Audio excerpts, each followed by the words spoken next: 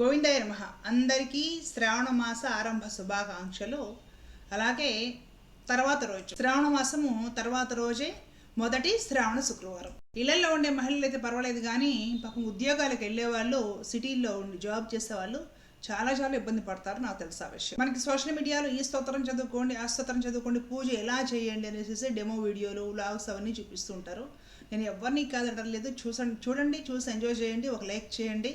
అలాగే మీరు చేయడానికి ప్రయత్నం చేయకండి, మీకు తోచినంతలోనే మీరు చేసుకోండి. భగవతి శ్రీ మహాలక్ష్మీదేవి ఎప్పుడు కూడా ఆడంబరాలకు పొంగదు.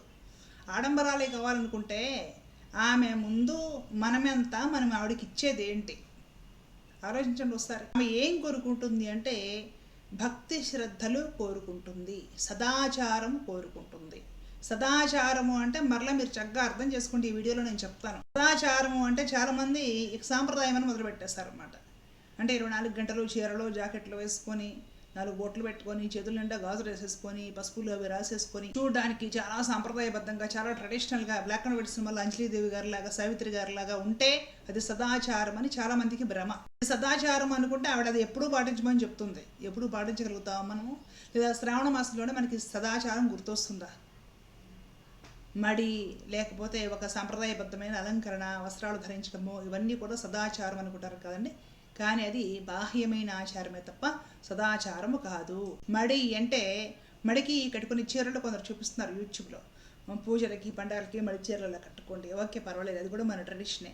మీకు ఎవరికైనా సరే కట్టుకోవాలనిపిస్తే అలాంటి వీడియోస్ కొన్ని ఉంటాయి సోషల్ మీడియాలో, చూసి కట్టుకోండి, తప్పేమలేదు. కానీ అసలైన మడి అంటే ఏమిటి అంటే, మీరు శుభ్రంగా స్నానం చేస్తారు కదా, స్నానం చేసిన తర్వాత మహాలక్ష్మీదేవికి లేదంటే పరమాత్మకి ఆ పూజ చేసుకునే కాసేపు మీరు చక్కగా ఉతికి ఆరేసిన డ్రెస్ ఏదైనా సరే, ఉతికి ఆరేసింది ఉంటుంది కదా, కాటన్ చీరో కాటన్ డ్రెస్సో ఏదో ఒకటి మీరు వేసుకునే ఒక డ్రెస్ చక్కగా ఉతికి ఆరేసింది ఏదైతే ఉంటుందో నీకు కంఫర్ట్గా ఉండాలి వేసుకుంటే, చిరాగ్గా ఉండకూడదు. కొన్ని రకాల సింథటిక్ క్లాత్స్ వేసుకుంటే ఎలా ఉంటుంది, పూజ కూర్చుంటే చెమట పోస్తుంది అనమాట. నీకు స్నానం చేసిన తర్వాత ఒంటి మీద ధరిస్తే నీకు అది చాలా కంఫర్ట్గా అనిపించాలన్నమాట. మడి అంటే అదే, ఇంకంతకుమించి ఏం లేదు. అదే పాత రోజుల్లో ఇన్ని రకాల డ్రెస్సులు, ఇన్ని సౌకర్యాలు లేవు కాబట్టి వాళ్ళకి ఒకటే చీర ఉండేది, బ్లౌజులు కూడా ఉండేవి కాదు. వారు ఆ చీరనే అప్పటి పద్ధతి ప్రకారం పెట్టికోవడం లేకుండా కట్టుకునే వాళ్ళు. అది ఆ రోజుల్లో విషయం. ఇంకా ఇది మాత్రమే ఆచారం, ఇట్లాగే కట్టుకోవాలి అనేది ఏమి లేదు. అందులో మనలాంటి మహిళలకు, మనలాంటి మామూలు మహిళల విషయం చెప్తున్నాను నేను. స్నానం చేసి మీరు కాసేపు దేవుడి దగ్గర పూజ చేయడానికి చెమటలు పట్టి చెమట బిందువులు కారిపోయి ఇట్లా కాకుండా ఫ్రీగా హ్యాపీగా ఉండి ఒక కాటన్ డ్రెస్ లేదా కాటన్ శారీ ఏదైనా సరే ఉతికి ఆరేసింది కట్టుకొని, బొట్టు పెట్టుకొని, ప్రశాంతమైన మనసుతో ఉండి, ఒకసారి నువ్వు రెడీ అయిన తర్వాత మళ్ళీ ఫోన్లో వస్తే మాట్లాడటము, కాసేపు సోషల్ మీడియా చూడటం, ఇలాంటివి ఏం చేయకుండా ముందు అసలు ఫోన్ పక్కన పడేసి దాన్ని దాక్కుండా సైలెంట్లో పెట్టేసి, కాసేపు పువ్వులు అగరొత్తులు ఏదో నైవేద్యానికంటే పండో ఫలమో బెల్లమో ఏదో మీ దగ్గర ఉన్నది తీసుకుని, అంటే పూజ సంబారాలు అనమాట, లిమిటెడ్గా మీకు ఏం కావాలి తీసుకొని దీపారాధన చేసేసి, అగరొత్తులు వెలిగించేసేసి, పుష్పాలు సమర్పించి అమ్మవారికి మీకు వచ్చిన ఒక స్తోత్రము, అష్టోత్తరము, అదే లేకపోతే ద్వాదశ నామాలు ఉంటాయి కదా, శ్రేయ నమః అంటూ, మహాలక్ష్మి మహాలోక సుందరే నమః, అట్లా ద్వాదశ నామాలతోటో ఆ మహాలక్ష్మి దేవి గురించి మీకు వచ్చిన ఒక స్తోత్రము, లక్ష్మీం క్షీర సముద్ర రాజతనయాం, ఇట్లాగా ఏదైనా సరే, లేదంటే ఒక పద్యము ఏదో మనశ్శాంతిగా ప్రశాంతంగా మీరు అమ్మవారి దగ్గర అనుసంధానం చేసుకొని, దాంతోపాటుగా మర్చిపోకుండా నారాయణుడిని లేదా వెంకటేశ్వర స్వామిని కూడా ఆరాధించాలి. ఎప్పుడు గుర్తుపెట్టుకోండి, గృహస్థులు సింగిల్గా పూజ చేయకూడదు, లక్ష్మీదేవిని సింగిల్గా ఆరాధన చేయకూడదు, లక్ష్మీదేవిని విష్ణువుతో కలిపి ఆరాధించాలి. ఒంటరిగా ఎప్పుడు కూడా వరలక్ష్మి వ్రతం కూడా అమ్మవారిని మాత్రమే ఉంచి చేయకూడదు. అమ్మవారితో పాటు స్వామివారు ఖచ్చితంగా ఉండాలి.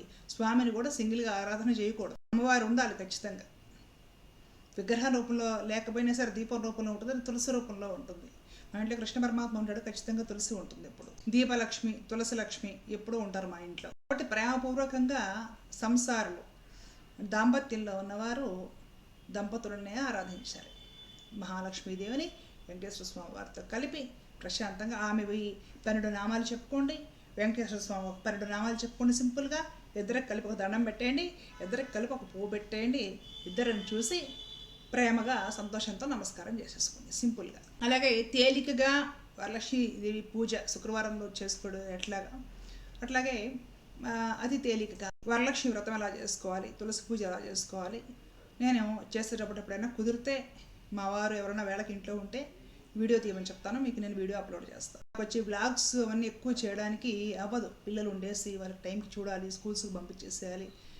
నాకు కాస్త అవ్వక నేను బ్లాగ్స్ అవన్నీ కూడా ఎక్కువ చేయలేను. ఖచ్చితంగా ఈ శ్రావణ మాసంలో అయితే మహిళలకి కొంచెము హెల్ప్ఫుల్గా ఉంటుంది కాబట్టి చాలామంది అడుగుతున్నారు కాబట్టి అప్లోడ్ చేయడానికి ట్రై చేస్తాను. తాంబూలాలు ఎంతమందికి ఇవ్వాలి, అదే రిటర్న్ గిఫ్ట్స్ ఎంతమందికి ఇవ్వాలి, ఇవన్నీ కూడా మీ పర్సనల్ విషయాలు, అవన్నీ ఇట్లా ఇచ్చి తీరాలి అనేది ఎక్కడా లేదు, గుర్తుపెట్టుకోండి. శ్రావణ మాసం ప్రతి శ్రావణ శుక్రవారంలో కూడా తాంబూలాల వెంపర్లు అట్లా మీరు పడకండి దయచేసి. ఎవరైనా తిట్టుకుంటే తిట్టుకుంటారు, నేనైతే ఉన్నది ఉన్నట్టుగా చెప్తాను. ఈ రోజున మహిళల సాధక బాధలు వాళ్ళ పరిస్థితులు నాకు తెలుసు కాబట్టి.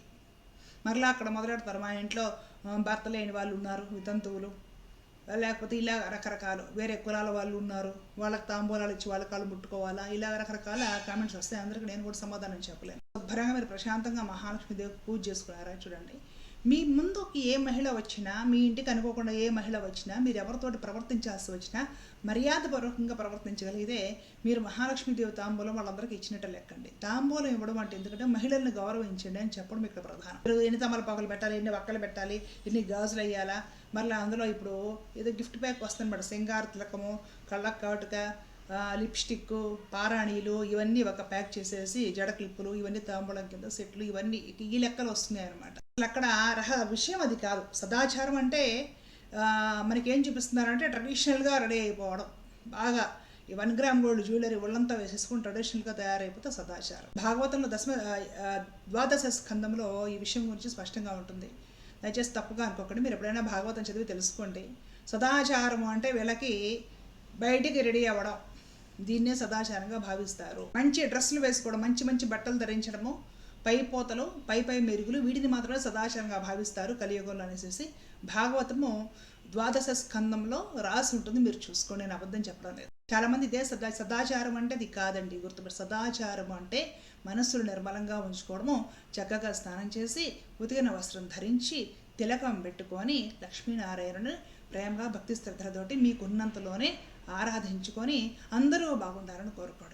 మీరు పూజ చేసిన తర్వాత మీకు ఇంట్లో కానీ ఆఫీస్లో కానీ ఏ మహిళ కనపడినా చిరాగ్గా ఉండకండి, వాడితో ప్రేమగా ఉండండి. మీరు పూజ చేసి ఆఫీస్కి వెళుతుంటే క్లీన్ చేసే మహిళ కనపడుతుంది, ఈ ఫ్లోర్ అక్కడ ఆఫీస్లో క్లీన్ చేసే మహిళ కనపడుతుంది, ఆమెను కూడా ప్రేమగా భుజం మీద చేసి పలకరించండి. మీ ఇంట్లో మీ అత్తగారు, మీ ఆడపడుచులు, మీ గిట్టని వాళ్ళు ఎవరైనా ఉన్నారంటే వాళ్ళని కూడా మీరు ఆ కోపాలన్నీ మర్చిపోయి ప్రేమగా పలకరించండి. సదాచారము అంటే మనసును నిర్మలంగా ఉంచుకొని నీ ఫోటోలోని విగ్రహంలోని ఎవరిని ఆరాధిస్తున్నావో వాళ్ళే అంతటా వ్యాపించి ఉన్నారు అని ఒక భావన కలిగి, ఆ విధమైన భావనతోటి సమాజంలో నలుగురితో మంచిగా కలగలసిపోయి బ్రతకడం సదాచారము. సదాచారానికి నిర్వచనం అది. సదాచారం అనగానే ఏదో ఒక పాతకాలం స్టైల్లో చీర చుట్టేసుకొని, పాతకాలపు స్టైల్లో పంచ చుట్టేసుకొని బాగా ట్రెడిషనల్గా తయారై ఫోటోలకు పోజులు ఇవ్వడం సదాచారం కిందకి రాదు.